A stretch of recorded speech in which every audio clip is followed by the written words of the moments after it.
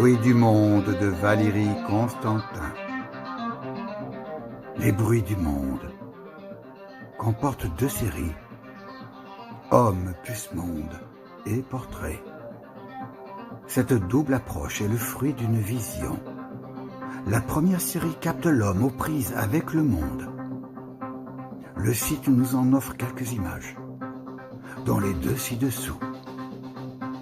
On voit bien comment le langage se donne à voir. D'abord, dans l'effet d'un miroir qui n'est pas sans évoquer Rorschach et les vues radiologiques.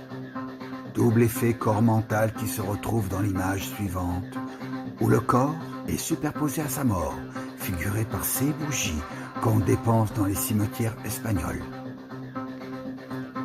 Pour ceux qui ont identifié les espèces de poumons du premier, les tourmentes meurtrières de Katrina en constituent le bruit.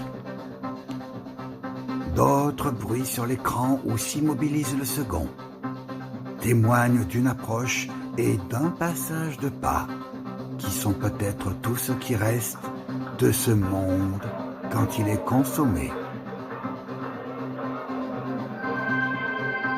Une fois passé ce chapitre commun à nos existences approximatives et éphémères, c'est l'œil qui s'approche des visages pour en concevoir les portraits. Visages non dénaturés, car ils conservent leur regard et l'expression figée par l'arrêt sur image. Et comme chez Gauguin, les murs sont habités par les rêves et les pensées. D'autres figures moins bavardes emportent ces visages dans un monde qui leur transmet ses vertiges ou ses joies, selon la couleur dominante ou les aléas de la composition. Le peintre ne peut aller plus loin.